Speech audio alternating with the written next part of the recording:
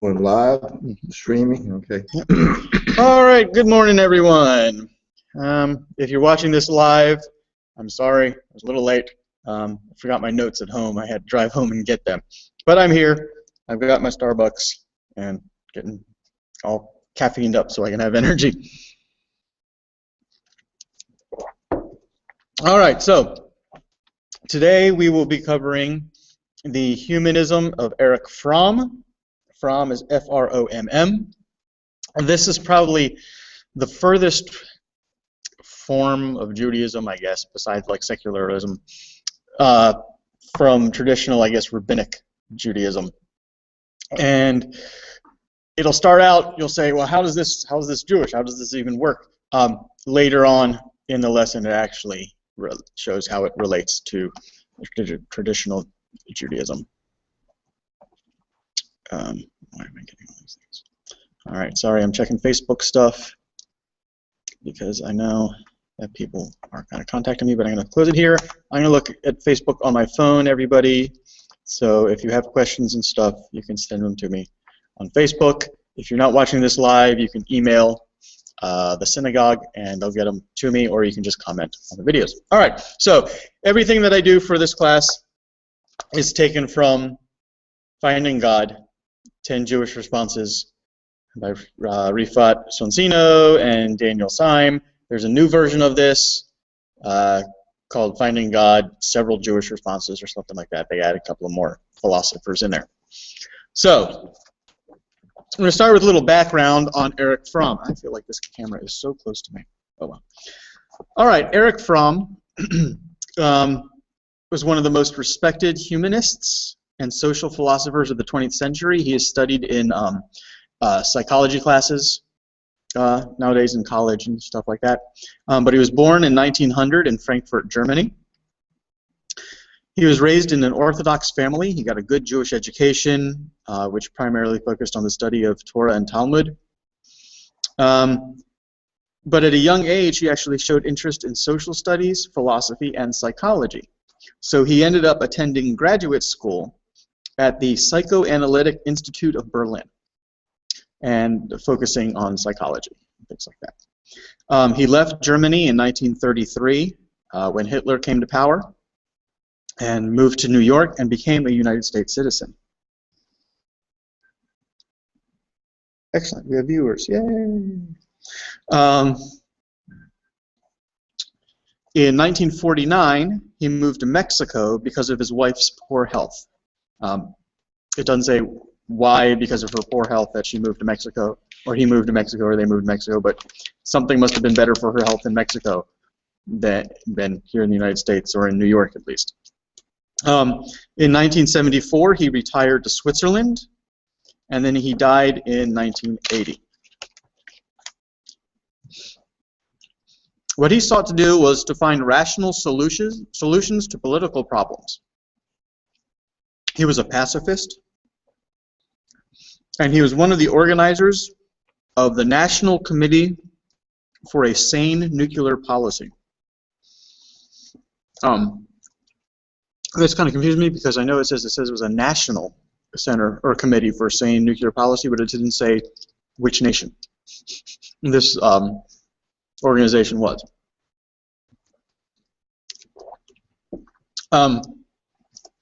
One of his major concerns was how to deal with human isolation, feelings of insignificance, and doubt about the meaning of life. So that was one of the major things that he tried to find the answer for. He observed that people were becoming alienated and indifferent to the feelings of others because of the rapid proliferation of technology, which is, I find interesting because this was, in the mid 1900s, and yet here we are now in the internet age, and people are saying that people are, are becoming indifferent and alienated and stuff because of the internet and how people are just staying at home and just talking on the internet and, not going out and socializing. That was too big of a bite that I just stuffed in my mouth. He recommended a return to a simpler life within the framework of a humanistic philosophy. Sorry, everybody. Fromm said there were 5 vital human needs. One is relatedness. Relatedness is the need to relate to the outside world. And we do this by either submitting to somebody or having power over someone. But neither of those, he said, are satisfactory. He said the best way to associate to other people is through personal integrity and love. The second vital human need, he said, is rootedness. He said each one of us needs a sense of belonging rooted in, quote, the brotherhood of men. Brotherhood of man.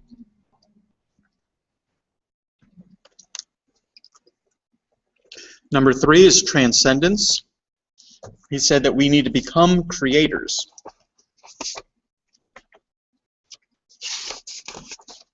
Quote, whenever the capacity for creation fails, the wish for destruction becomes the predominant pattern. So he says when we stop creating, we start destroying.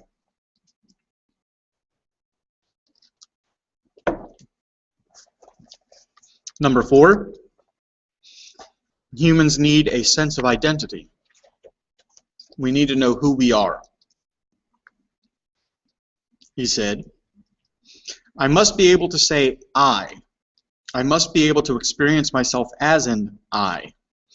Only if I am the true originator and creator of my own psychic acts, the true master of my own human powers, only then will I have the experience which permits me to have a sense of identity. So we need to be our own people, not rely on other people to tell us who we are or have power over us. That's the only way that we will know who we are ourselves. A frame of orientation and devotion. We need to make some sense of the world. That's a human need. We need an integrated picture of reality. All right. So, make sure I'm not getting any questions here. No, I'm good. All right. So, what was Fromm's definition of religion?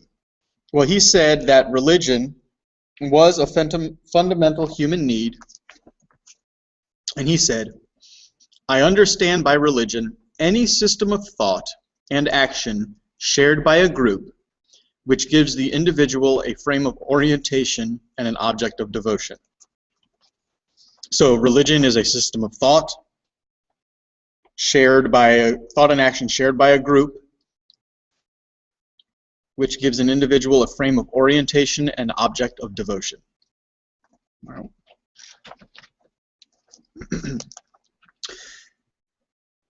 He said that we all look at the world from a certain view, from where we come from. So we all have our own particular worldview, and none of our worldviews are exactly the same, and that each of us cherish certain high ideals. Right.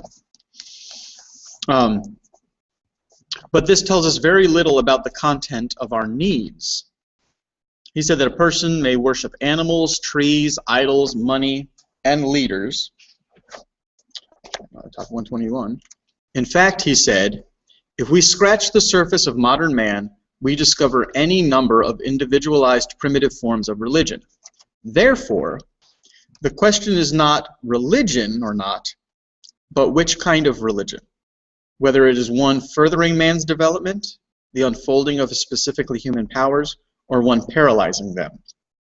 So you'll see that his idea of religion is a religion that advances humankind and human thinking and the goodness of humanity, which was actually one of the other previous ones.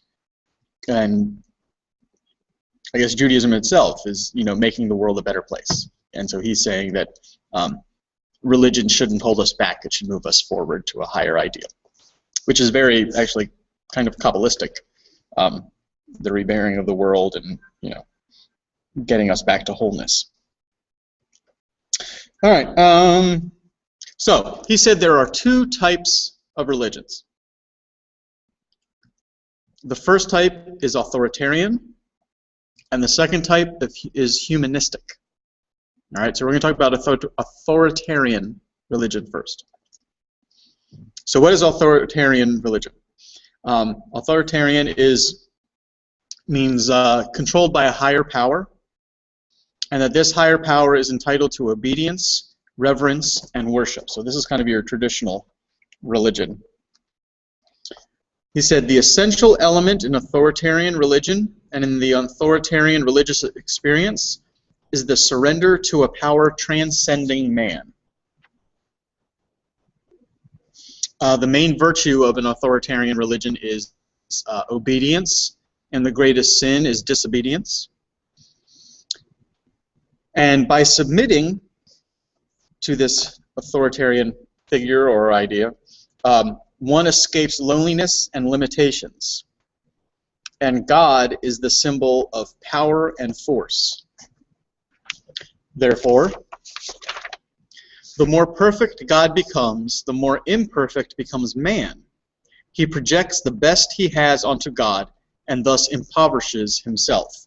So in other words, God is this great being or great thing out there that's so perfect that we can never become exactly like that, even no matter how much we strive to be that way.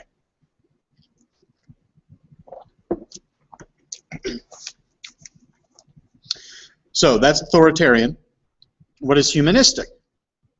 Humanistic religion is centered around human strengths. We develop our own power of reason to gain better understanding of ourselves, our relation to others, and our limitations and capabilities. So it's a focusing inward. And the highest virtue of humanistic religion is not obedience, but self-realization. The humanistic conscience is the voice of ourself, which summons us back to ourselves to become what we potentially are. All right. So it's to make us the best that we can be. So a person with an authoritarian conscience is dutiful. Okay, they'll submit fully to this higher power. But this person who has the authoritarian conscience may carry out orders without the regard of content. So there have been many atrocities that have been, carried out in the name of religion, and they think they're doing it for a holy purpose. That's just because they've totally submitted or given in or blindly follow, I guess is what it is. Humanistic religion is not done to please another, whoever that other may be. Oh, that was the second quote. Sorry, I missed a quote. So this quote for this one should have been, the humanistic conscience is the voice of ourself, which summons us back to ourselves to become what we potentially are. What I should have said before about the highest virtue of humanistic religion is not obedience, but self-realization, was that faith is certainly the conviction based on one's experience of thought and feeling, not assent to propositions on credit of the prosper. So, humanistic religion isn't done for a reward that comes from outside. It's an inside type of reward, a building of oneself.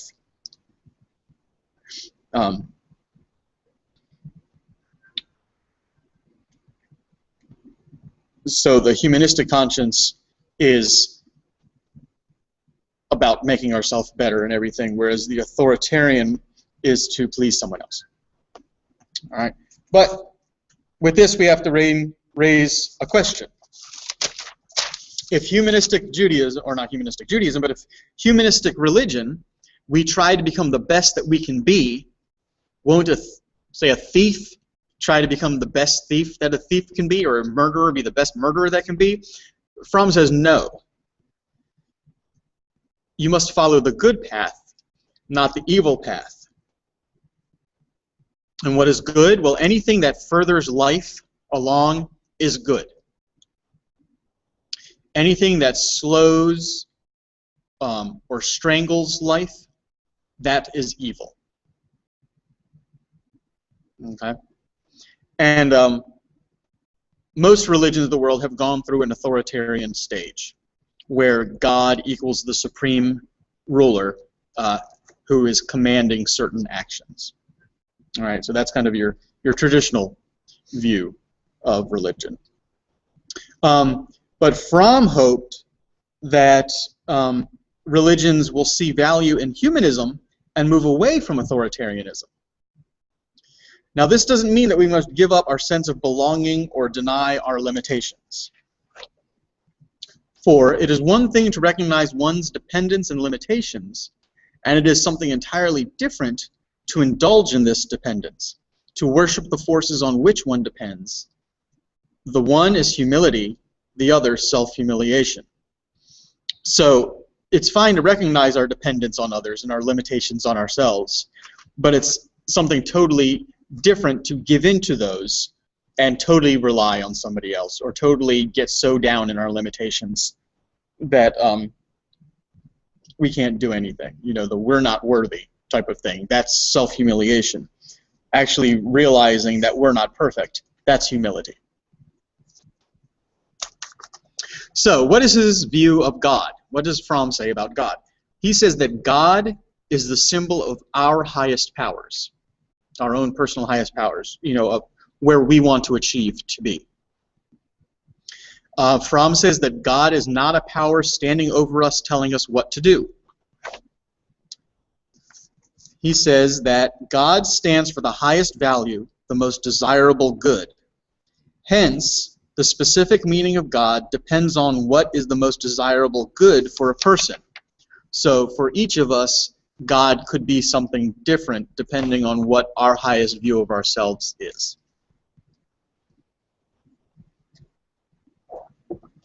So what is the most desirable good, as he's calling it? The most desirable good is the ability to develop our own powers to its highest potential. Or, to put it simply, to become the best we can be. And that God represents the supreme goal for humanity, where humanity should ultimately try to be. He says, the goal of finding union with the world through full development in his, the individual's, specifically human capacity of love and reason. All right. So love and reason is what he puts at the highest. He says that God is not a reality outside of humankind, but an idea or a symbol within our minds. God is one of the many different poetic expressions of the highest value in humanism, not a reality in itself. So God isn't this being out there. God is an idea that we have in our minds of, you know, what our highest values of becoming are.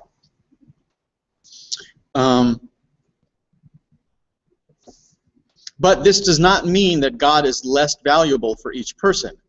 God stands for a goal we must strive for. He says, God is a symbol of man's own powers, which he tries to realize in his life, and is not a symbol of force and domination, having power over man. Simply stated, God is the image of man's higher self, a symbol of what man potentially is or ought to become.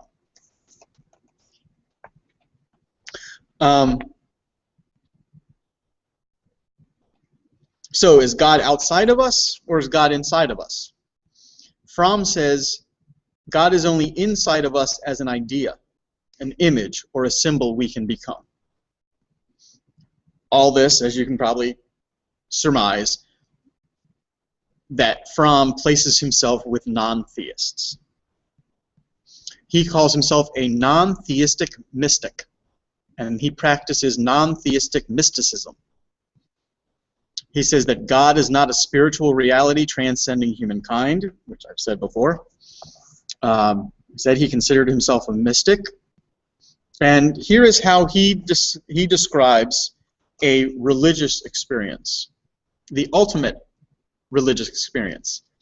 He says, the experience of oneness with the all, based on one's relatedness to the world as it is grasped with thought and with love. So it's how we relate to the world, how we become one with everything and with ourselves, which is a very mystical thought. So the next section is called Imitation of God. There's the phrase out there of knowing God. We need to know God. And the question is, how can we know God? Fromm says it is impossible to know God. One, because God is our inner human experience. And as humans, we have an inherent tendency to strive for systemization and completeness. We like our systems. We like our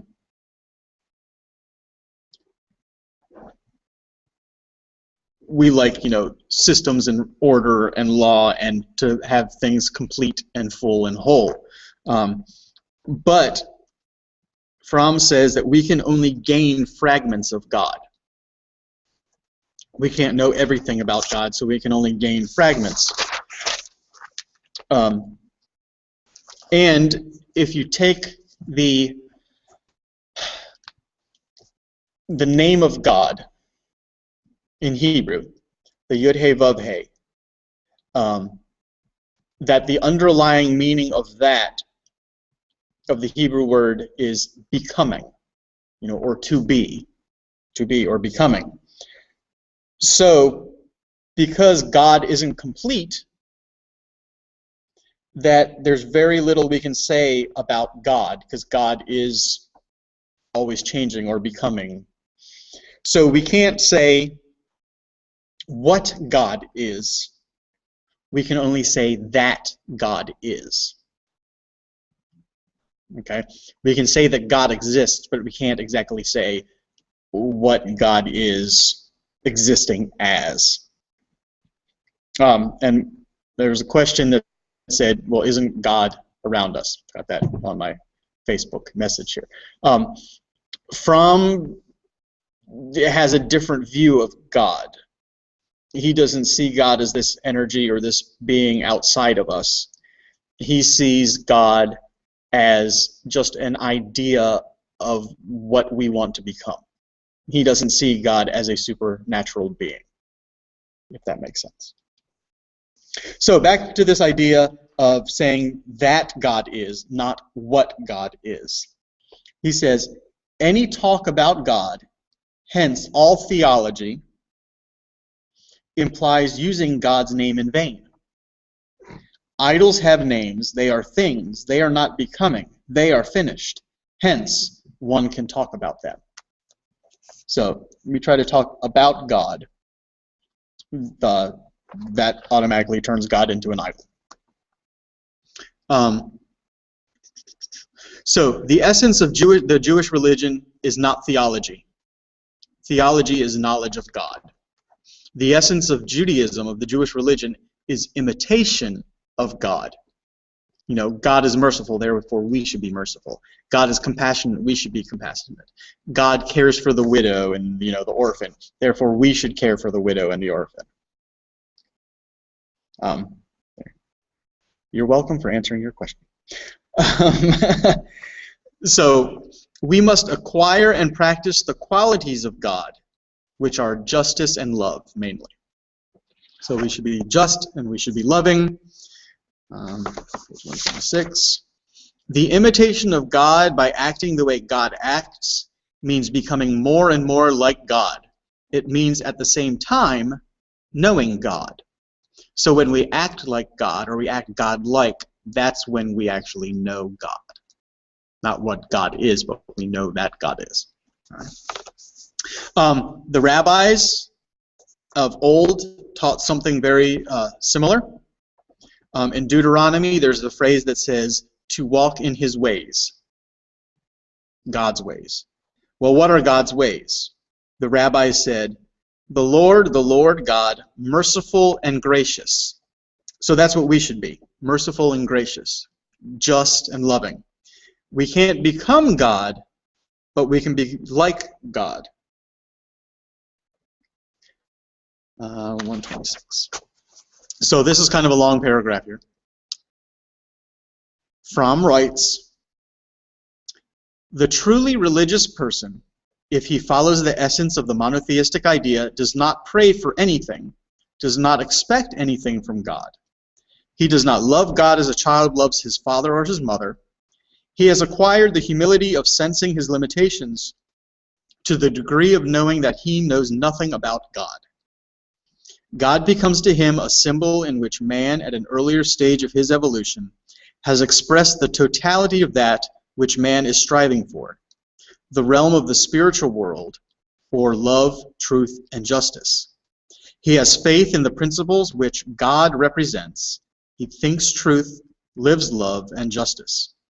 So, to love God would mean then to long for the attainment of full capacity to love, for the realization of that which God stands for in oneself." So, our goal in life is to practice the values that God represents, mainly speaking the truth, by dispensing justice, and by becoming loving individuals. So, he's saying that the idea that we need to pray to God and worship God or look up to God as a mother or father, or the way we look up to a mother or father type of thing for reliance is, I guess, kind of a childish ideal, and that we need to move past that and just strive to be like God, because it is impossible to actually understand what God is in order to worship him correctly or fully. And that, we need to realize that we don't actually know anything about God. Even though we may think we do, God is just so beyond it that we can't actually understand it, and that we should just strive to be like God. And by being like God, that is how we know what God is like. So, Fromm's religious experience. So how does a religious person or experience differ from a non-religious person or a non-religious experience? All right, and there's 5 things here. All right, a non-religious person does not see life as a problem requiring a solution. A non-religious person will go through life just to go through life, just because, and just exist.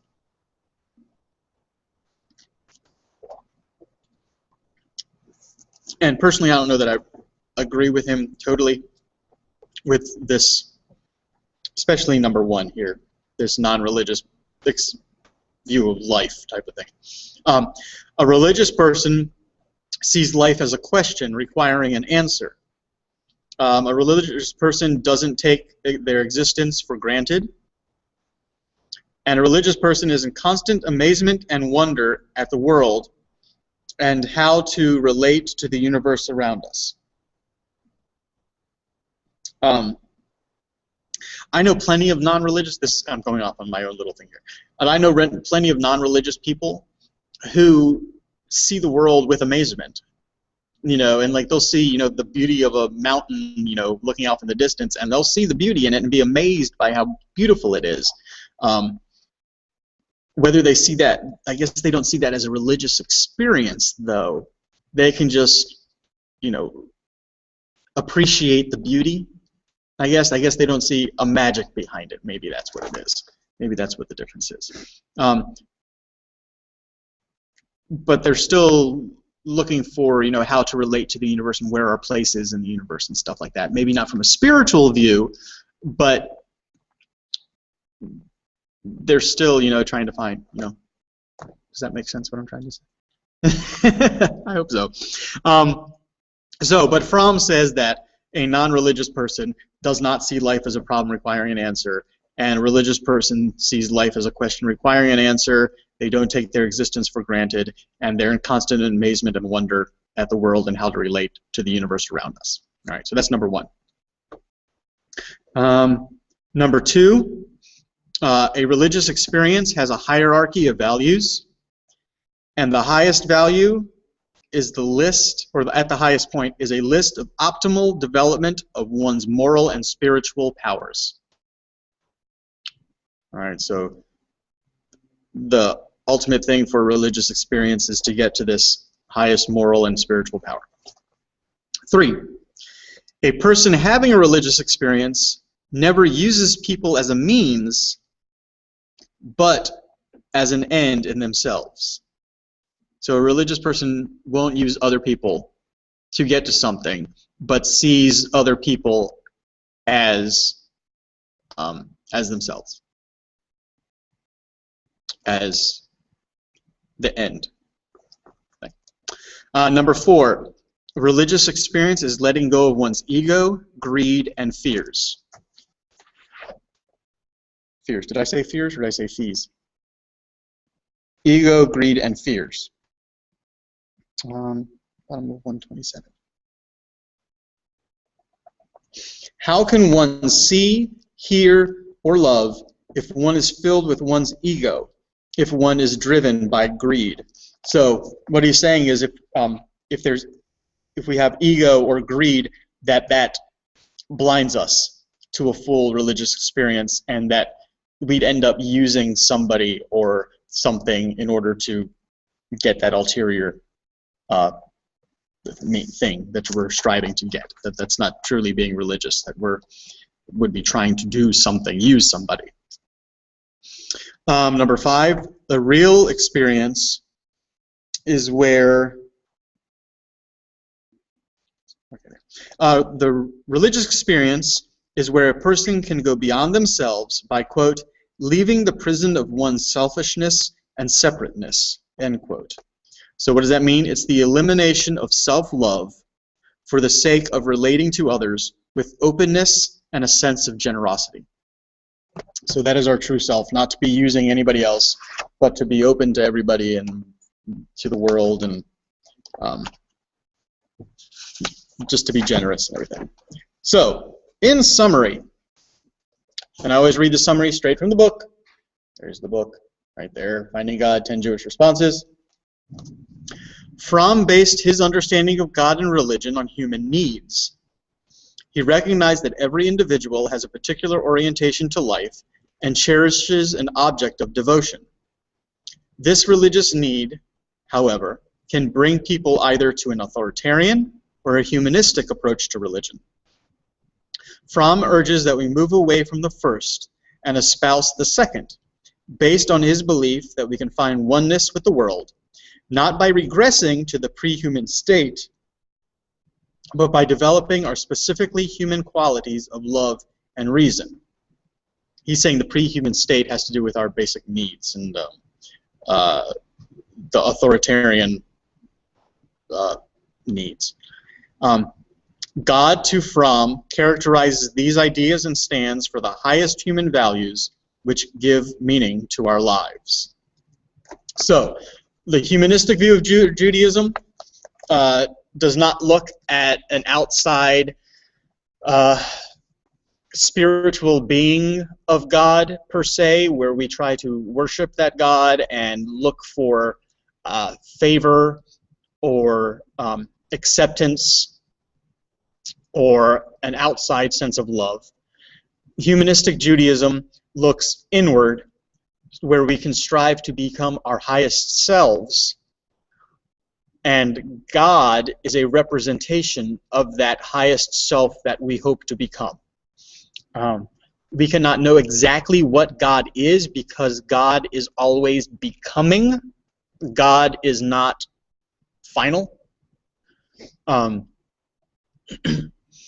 So we don't know exactly what God is. We can just know that God is.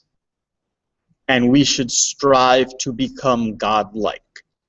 In fact, one of Fromm's books is called "And You Shall Be Like a God," or "You Shall Be Like Gods." I don't remember the exact title, but it's something along those lines. So that's the end of the lesson. That is the last class in this series of Jewish concepts of God. I'm going to try and stall for a few minutes to see if anybody has any questions. Do you have any questions? Okay, feel free to ask. One would be the Torah, and applying what he says, if I understand correctly, is that's ridiculous. Well, because to honor the Torah, to bring it out, walk around, touch it with your book and not your hands. That's honoring something outside of us, and it makes it an object. It's finished. All those things. He said, no. And so what about all that? There has been people who say that, what we do with the Torah and kiss it and hold it in such high regard is idolization, that we're idolizing this object. And that they kind of... Humanists would say that, right? Well, go ahead. I don't mean to interrupt you. Well, no, that's almost putting the Torah before God. If you think it's being in such high regard. And it's kind of interesting. You don't think of, well, I guess they say, comedies and comedians are our social commentators. There is a movie with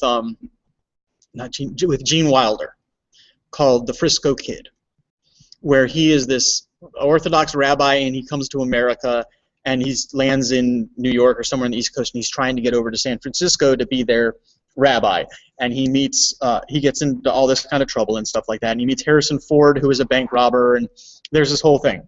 Well, at one point, the robbers take the little Torah, and I'm sorry if I'm ruining the movie for people. They throw it into the fire, right? Well, then Harrison Ford is getting shot at or something like that, and he goes to rescue the Torah before trying to rescue the person.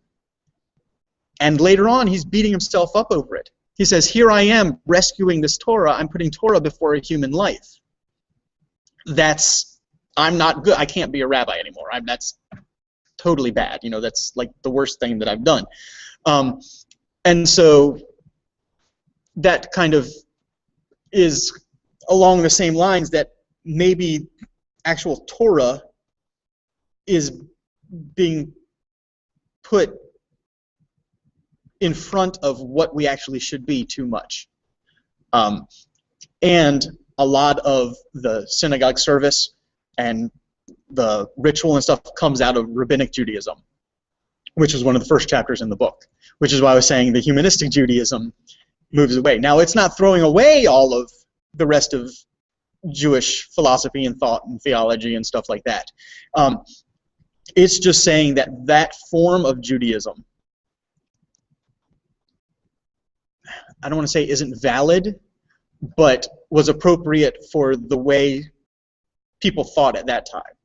If you go to ancient Greek philosophy, they thought Zeus was up in the heavens throwing thunderbolts, or lightning bolts. There's no such thing. Max and I actually had a discussion yesterday about thunderbolts, whether you can see thunder. Throwing lightning bolts. So, but we've moved beyond that because we know that it's not a god up there throwing lightning bolts, that it's, things happening and then lightning happens. So even Maimonides said that, people who have this idea of doing things in order to get a reward was childlike. And that's not the way things should be, that we should do things just to do things, because that's the right thing to do. And so what humanistic Judaism does is kind of takes that, and instead of doing it to please somebody or please a higher power that may or may not exist, we do it to become our truest selves, to become the best that we can be. And that's what humanistic Judaism is.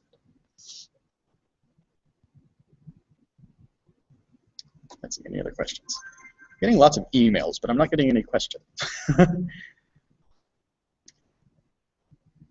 So I don't see any more questions coming through.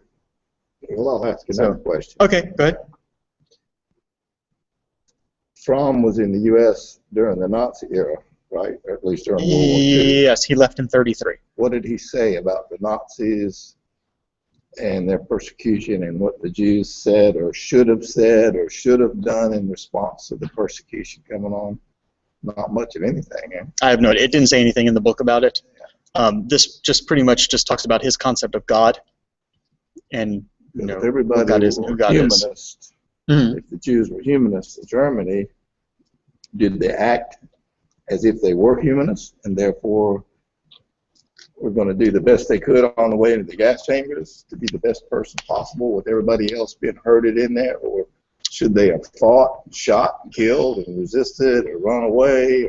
I can't quite figure what his advice would have been to them,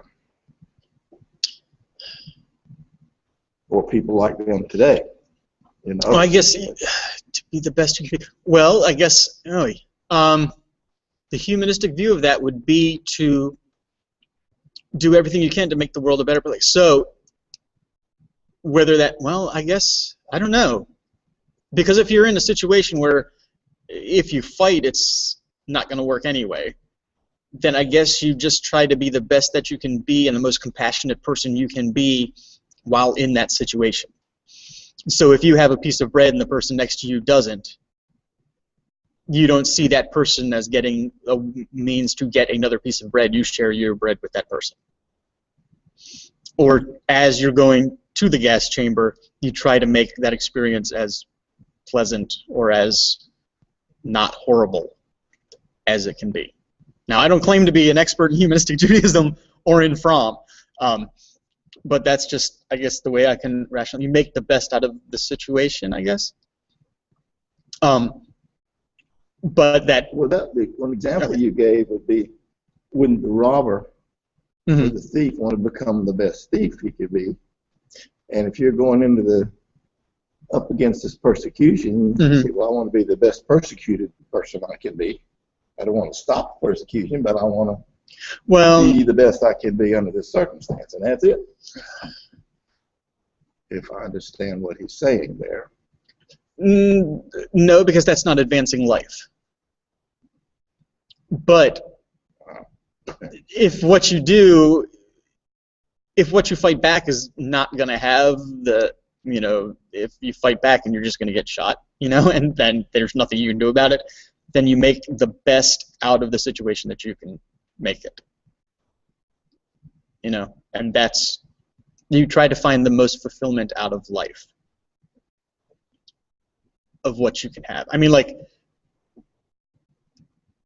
it'd be perfect if I could, well, that's a horrible example, never mind. If you could go rob a bank and give money to everybody, that would be great, like a Robin Hood thing. That would be excellent. Yeah, there are some people like that. Right, but that's not the best thing to do. That's not a very good example. Well, to apply that to today, because one of the things I've heard forever is the question of why didn't the Jews resist that? They just marched into the gas chambers, and they said, well, look at Israel today. They're not resisting. They said they're not. No. They had to at that point, and they're not going to now with Iran or anybody else. So if you apply his principles of humanism to today's Israel. Well, you also remember he was a pacifist. Fromm was. Which he would have said, don't even create Israel, probably. Shouldn't even make a nation state. There are some Jews I know that say that it shouldn't even exist, that was a mistake or something. Well, again, I guess he would say, let's see how we can get along with each other before even trying to fight about it. Accept these people as fully as who they are. I mean, it's an ideal. It may not work truly, but it's an ideal of what we should strive to be. And there was resistance in, leading up to Nazi Germany, but the force was just so overwhelming. And once you're in the camp, there's, you're deprived of so much stuff. There wasn't really a way to resist. Yes, hard to talk about that example because there's real live people, and that was horrible, the whole thing.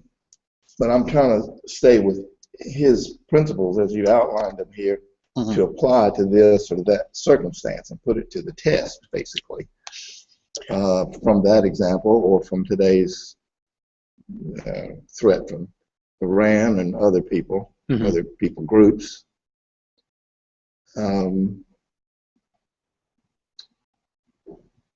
Because it would seem if everybody did what he's talking about, that could be pretty good. Oh, yeah.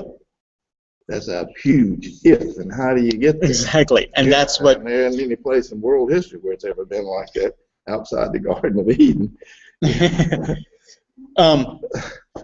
But that's also partly is that not everybody is practicing the humanistic religions. There's this authoritarian thing, and behind it is also trying to please other people. Even, we'll just say Iran or whoever, whoever the leader is still trying to please these other people who have this certain idea of the way things should be, and everybody underneath is doing things in order to please their higher-ups, and it's always this, who can I please to keep happy so I can be happy type of thing. And he's saying we shouldn't have to please other people or or God or whatever to be happy. We should be happy and be pleased by raising ourselves up to the highest ideals and morals that we can be. And if we all raise ourselves up and not use other people as a means to an end, then everything will be happy and great. But in the world it's true today, people use people in order to get what they want, rather than seeing other people just as people and just as they are. Well, I don't want to take it's a great theory. Novel. Okay. Yeah. In the public schools today, for instance, there's a battleground about whether to have the Bible even present in a kid's desk or in his backpack. They'll stop and take it out and throw it out, and throw the kid out too. And if you read the Humanist Manifesto 1 and 2, I don't remember what it said in the third one, but basically that any parent that tells a child that they should pray to God as an external God for help is performing what should be a criminal act, and they should have their children taken from them. Is they say that pretty clear. And you look at a bunch of the public schools that are humanists, they're doing that kind of thing. And saying that's bad. If they don't actually take it, they say, we don't talk about that stuff. We don't bring any of that God stuff in our schools. No. Well, I think that's a different thing, because kids can pray. They're allowed to pray. Depends on what school system you're talking about. Well, no, that's protected by the First Amendment. They're allowed to pray. It's just that these leaders of the school cannot lead the prayer, because that's showing an endorsement of prayer. When I was in high school in Maryland, in D.C., outside of D.C., there was a couple of students who were Sikh, and we were in the middle of chemistry class, and they would take out their whatever book it is, and they would actually pray because it was their time to pray. There are religious groups, after school groups, or just religious groups in general. The Fellowship of Christian Athletes is in schools all around America.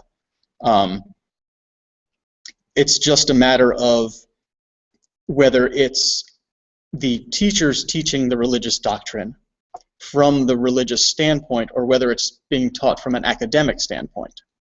And that's the difference. Because if the teachers are teaching it from the religious standpoint, it's seen as an indoctrination into that religion. Or instead of teaching it from an academic point as a comparative religion type thing. There's a movie out the last 2 years called Indoctrination. And it's talking about the public schools as indoctrinating children into humanism. That's the thrust of their thing. And they make example after example after example of doing exactly what you talked about, except they don't act like they're saying religion. But this guy says it is actually a religion. It's a humanist religion. That is a religion. And it may or may not be, but that's his point. And that the schools, under the guise of not being religious, are actually meaning not being Christian or not being Jewish, but are being humanist religion. They're substituting one religion for another under the guise of calling it scientist or scientific or being neutral. Well, I think it's that religion, a school is a school. It's for academic reasons. It's not for a religious experience. A religious experience or a religious teaching is done at a house of worship or at a person's house. The school, unless it's a private school or a religious school, is supposed to be for academic subjects or a secular education. and there are schools out there who teach a religious education. Are we talking Fromm's point of view here now? No, this is me personally. Oh, okay. I mean, I go to school, or I'm sending Max to school to learn math, writing, reading, science, the academic subjects. We come to synagogue to learn about God and about religion. And it's a public school, so it's to teach the public, not everybody from one religion. And that's why there is homeschooling, and it's okay to homeschool. That's why there are private schools where a religious slant or a religious viewpoint is injected or part of the curriculum. But the whole point of public school is to not have the religious part. I guess it's the academic side of it. Well, this same indoctrination guy would say that how many hours in a kid's life weekly are the way you described, you get 1 hour or 2 of religion, quote unquote, and all these other hours for religion is absolutely not. Well, I guess after a generation or 2 of that, you end up this one wins. And he says that's where we're going, and that's why he's pretty critical of the whole public school system from A to Z. And well, I don't know that I buy, because it goes back, I mean, to the Middle Ages, you can say, where people didn't want, non-religious stuff injected into things, or religion taken out of anything, and religion has still survived. So yeah. It'll be there. I don't know that I don't think it'll ever disappear. Heck, well, no, I can't. That's a bad example because it's not truth. I was going to say I was watching Star Trek: The Wrath of Khan last night, and I found this actually kind of funny. After Spock has died from the radiation stuff, they're putting him in the little thing. I don't know if you've ever seen Star Trek: The Wrath of Khan. I've seen that part. So there's a thing where he has to go in and replace or fix the warp drive or whatever, and so there's all this radiation, and he dies from the radiation poisoning. So they put him in this photon torpedo thing, and they shoot him off into space, but it actually goes to this Genesis planet type of thing. But as his little torpedo casket thing is going along the thing, Scotty is there with bagpipes playing Amazing Grace. Okay, so here I am thinking, okay, well, one, they never really talk about religion in Star Trek at all, really. And 2, Spock is a Vulcan. He doesn't practice Christianity at all. The Vulcans have this, intellectual type, all reason logic thing. But here's Scotty playing Amazing Grace as he's being shot out, and when did Scotty learn to play the bagpipes? I mean, how, stereotypical of that is that? But I just found that kind of silly. I had a comment here. What does it say? The schools are closed for Rosh Hashanah and Yom Kippur.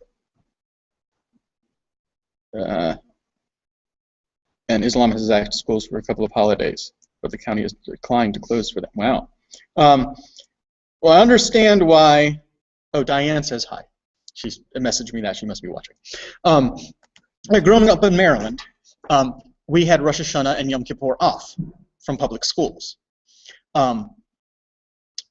It was mostly because there were so many Jewish students, and many of the teachers were Jewish, that if if the schools weren't closed, then they wouldn't have enough substitute teachers, and there would be nobody there. Exactly.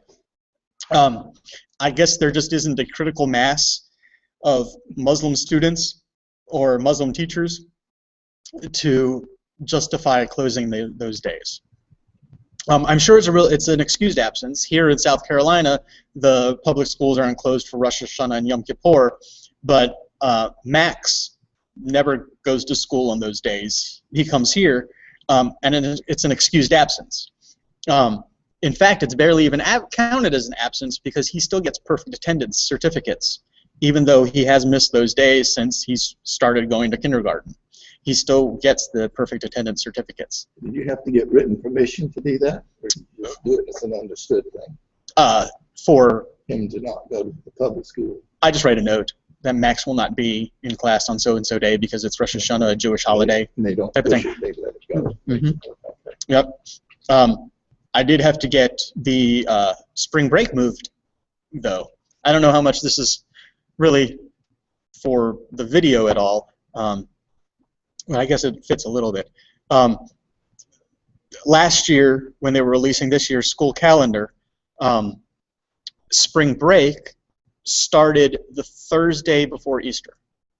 And so Passover started like that Wednesday, I believe. Well, At the same time. yeah, so I wanted to go to, and then the spring break went for the week after.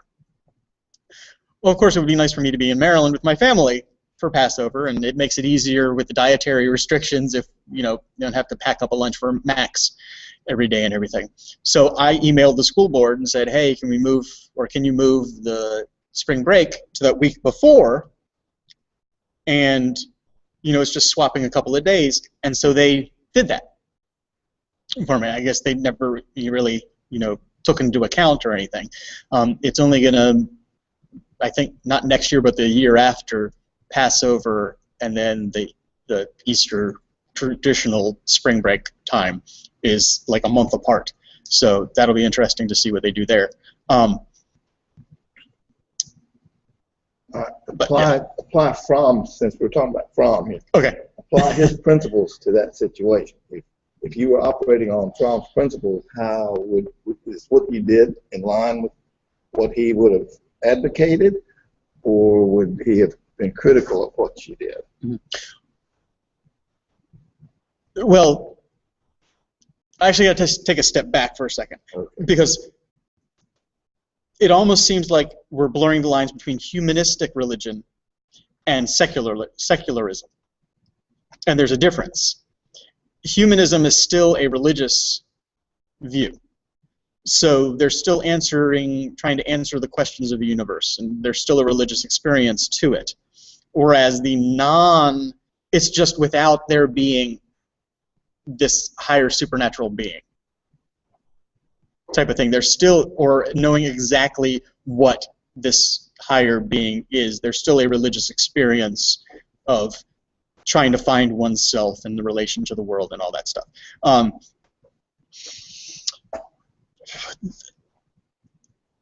I think Fromm would, or from a humanistic, if I put myself in humanistic shoes, I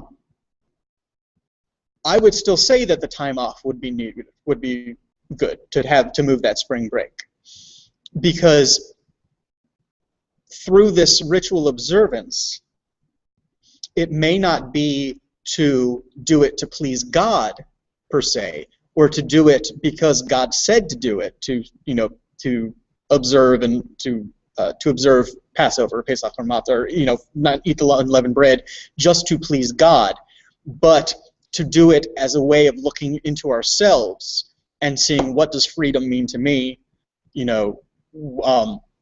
and how can this story of the Israelites gaining freedom relate to me and making myself a better person, and then relating to the world to make it a better place also. Because there's still people in this world who aren't free. And if we can apply these principles of freedom and being free and why it's so important and everything to the people who aren't free in order to make them free, so then they can go ahead and become their higher selves and the best that they can be, then I guess it takes this, all it does is take the supernatural being out of it. And anywhere you see the word God, don't think of it as a human, or not a human, don't think of it as a supernatural being, but think of it as a goal of what we can bring ourselves to be, the highest goal that we can be. Well, when I read the Humanist Manifesto points where they say that same thing, when the parents are telling their children they should pray, that should be considered criminal. And they mean criminal as in the courts. And the parents should be taken to court because they were telling their child to pray to God. Mm-hmm. That's not exactly tolerant, I must say. When I read that, it's not saying, well, if that's the way you all want to do with your child, for the best, that's how you think it would be, well, fine, go for it. And they're saying, no, slam you down with the law, boy. Those may be secular humanists and not religious humanists. Well,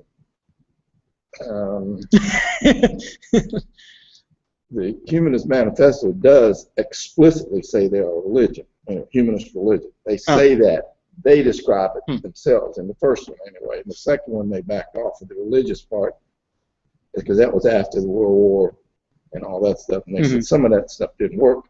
And we can get farther by not calling it a religion and calling it science and get religion out of the schools and put science in.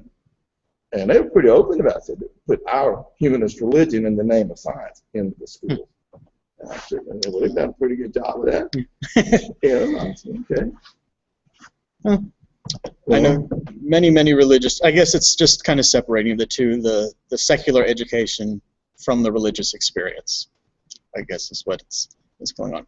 All right. Well, I'm going to go ahead and end the video. So thank you all for watching. Thank you for being and sticking throughout this series. I'm going to try and get the videos, of course, in the future this part of the video isn't going to make sense. I'm going to try to get the videos back up on the website. If it doesn't work, I'll just put links to each of the videos as they are on YouTube, kind of like I did with this. Having some trouble on the back end with the website. So the videos will either be embedded on the website or there'll be links. In the future, you'll be able to see that just by looking at the page that you're on. So, Shabbat Shalom if you're watching this on Shabbat, and goodbye.